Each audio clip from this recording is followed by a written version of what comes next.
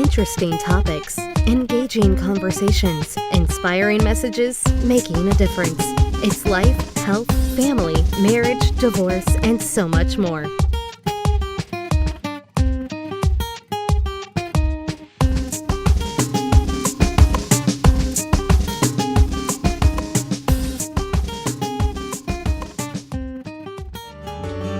Heart of a Woman.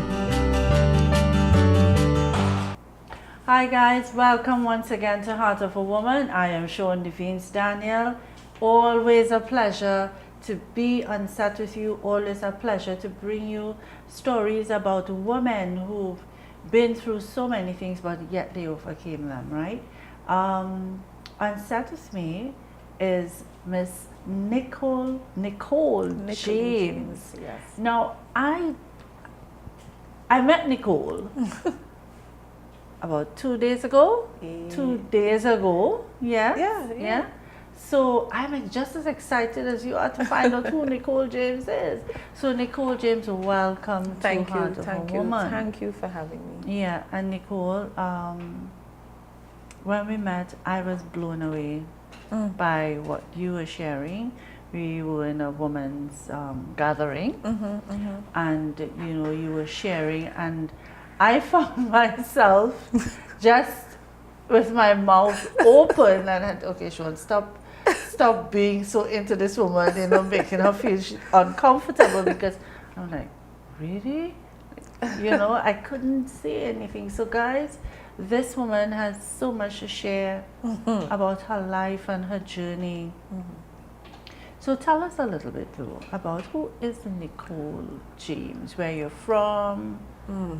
Well, my name is Nicole, but you could call me Nicole. That's fine. So I pronounced your name incorrectly. That I is do fine. apologize. No. So it's Nicole. Nicole. It's different. Yes. People see the spelling and they think it's Nicole, but my mom says Nicole. She wants Mommy, it to I be am Nicole. very sorry. Yeah? It's Nicole James. Yes, Nicole James. Yes, Nicole. I was raised in Mason Hall, so I'm a Mason Hallian.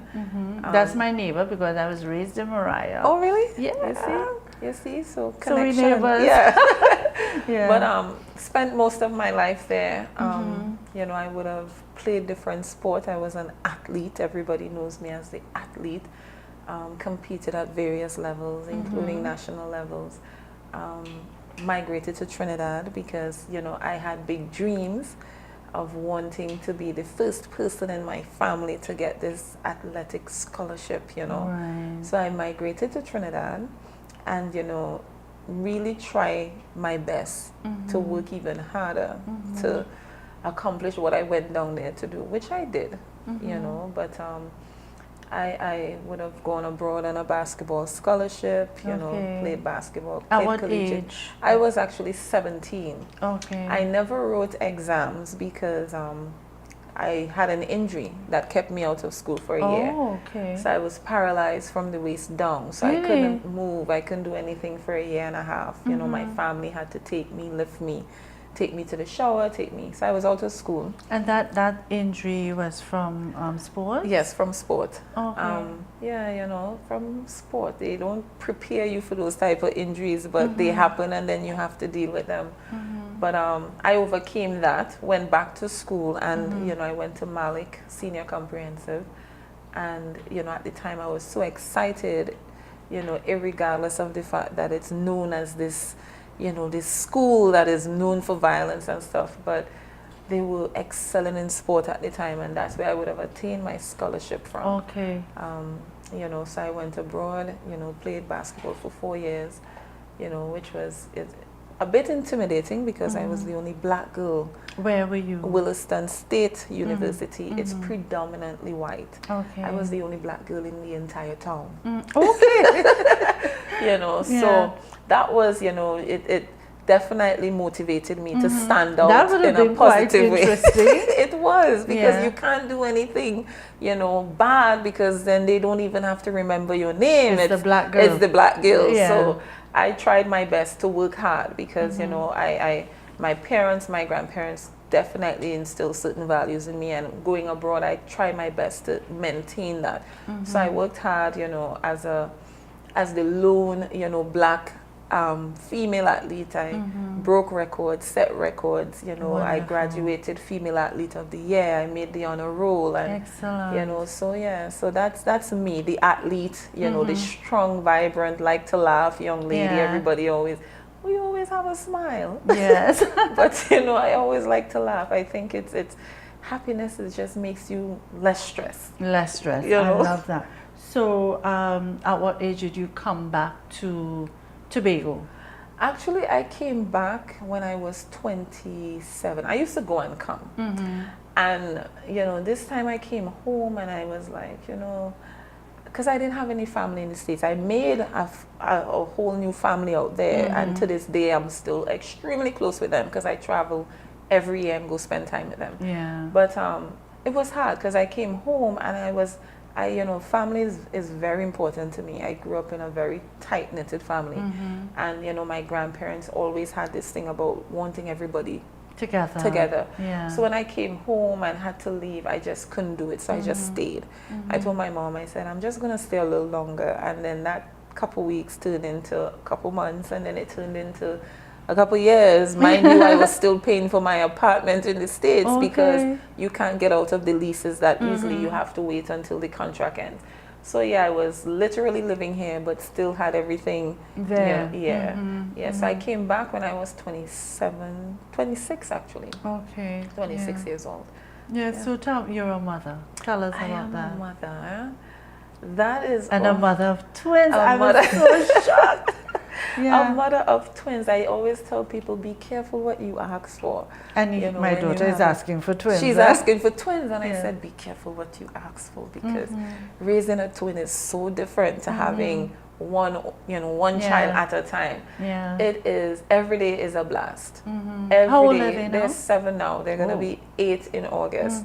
You know, and I'm getting ready to come here, and my son says, Mommy, I think you really look nice.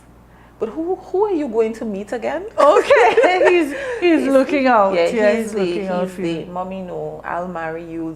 You know, I'll take care of you, Mommy. I'll build you your home. Yeah. I'll build you, Mommy. You don't need anybody. Oh, That's my my son. You know, but goodness, yeah. I love being a mother. I tell people if I could be a stay-at-home mom, it would be Yeah. my perfect job. That's my dream job, actually. Yes. You know, that's the ultimate. You know? yeah, I love it. I get up at 4:30 every morning just to make sure things are in place for when my children get up. I love the fact that when they sit at the table, I could sit there with them and have breakfast. And those are the little things that, you know, sometimes we take for granted, but it means so much. Like my children look forward to, you know, when I see them on morning, like when I pick them up after school, they'll run to me, Mommy, how was your day? You know, and Great. my children are definitely my rock, and you know, I light up when anybody asks me about my children, because I could go on and on. And do go on and on. I love being a mom. I love being a mother. It's definitely way more interesting raising a twin, you know, because, you know, they could sometimes do their things, you know, they plan for me and they try to do things to tease me, and it's a game to them, but, you know, we have fun, we have a good time. They look like you?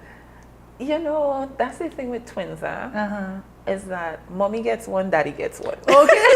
All right. You know, so everyone says my daughter looks like me, but then everyone says my son looks like his father. Okay. But my son has more of my ways, my daughter has more.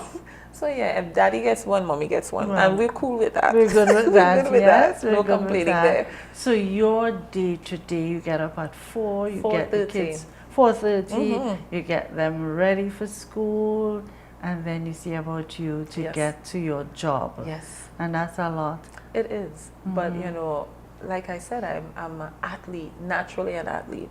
So I've always had to be disciplined. So this to me is just another way of exercising that discipline. Yes. So I get up every day at the same time. I leave home every day at the same time. My children get up at the same time every day. We have devotion. Like, you know, and I try to instill that in my children, you know, you have to be disciplined. Right. Because if you don't start acquiring that skill now. It's practice, you know, because you don't want to get up and get older and then you're supposed to be at work for 8 and you're strolling in at 9:30. Oh my God, girl, you tell You me know? about that. Yes, So and, I that's try to- something that we need. That discipline, I love that, and instilling that in their lives now. That's an excellent. It's critical. Yeah, it is critical. Do they rebel a little bit about getting up early? You know, sometimes, you know, they tell me they didn't, every morning I ask them, did you sleep well? Sometimes I hear them, no, mommy, I didn't get enough sleep. And I'm like, you know, you have to be so grateful for seeing this day, you know, and I try different things to prep them up, you know, and sometimes we're having devotions. We normally have devotions from 5 in the morning, every morning to 5:30. And, you know, sometimes they find themselves sleeping and, you know, while I'm reading scripture, I'll have to call their name, Rain, get up. Oh, mommy, I'm not sleeping. But you hear the snores, you know. It's like, you know, it's definitely, after a while it becomes routine because even on weekends, you know, when I want to sleep in a little bit, mind you, I don't have time to sleep because every single day it's go, including Saturday and Sunday. So, but they get up, they're up, and the good thing about them, they're so good, bless their heart. Aww. They get up and they're like, they would sit there very quietly, not make a sound because they know mommy needs rest. You know, mommy, no, you don't stress out. I'll do that. Wow. You know, so on weekends, my daughter would make breakfast for her. At 7. At 7. You know, she's been doing that since, you know, I try to empower them with responsibility because I try to have family meetings once a week. And the discussion was, mommy, you are not giving us enough responsibility. Oh, so I said, at okay. 7, your They kids were 6 at the time. Right, it was right. And I said, okay. I said, so what do you think I should do to give you more responsibility so you feel that sense of, okay, I am growing? And he said, well, I think you should think about that. I have my ideas. No, I try to talk to my children as adults. Of course you need to. And, you know, I said, okay. I said, well, this is what we're going to do. We're going to start having you guys do more dishes, heavier loads of dishes. I said, we're going to have you guys clean the kitchen. I said, there's no female chores and no male chores. Exactly. So we're going to create a chore chart. Very good. So they have their days to clean whose turn it is to clean the bathroom. And when I say clean the bathroom, I mean from toilet to sink to door. You know, you clean the kitchen, you know, long time we had to make sure the wares, the counters, the fridge, the stove, you mop, you sweep everything. And that's what I tried. They iron their clothes, you know. They don't, I don't allow them to iron their school clothes just in case they have accidents. Or their church clothes, but they iron their clothes and, you know, they make their own breakfast and I sometimes guide them and, you know, it gives them a sense of pride because they feel like they're getting more mature, you know.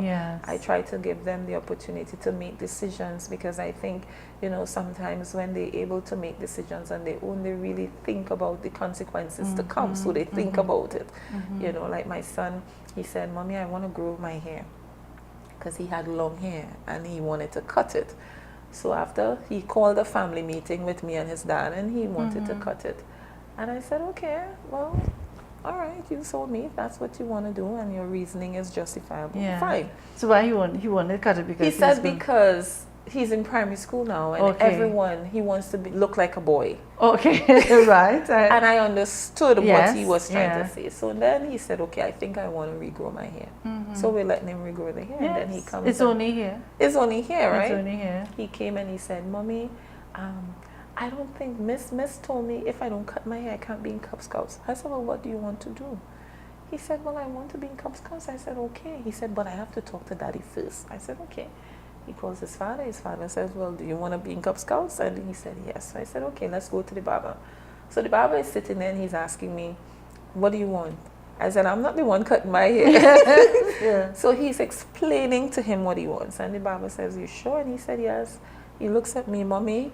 I said, it's not my hair. And, you know, I try to give them those little windows to make decisions on their own because now if it's not good, then you know what? You have to live with it. You know, that's a very liberated way. I love that. It's very new and fresh. Yes, sir. So we are taking a quick break. Guys, we'll be right back. Don't go anywhere. Heart of a Woman.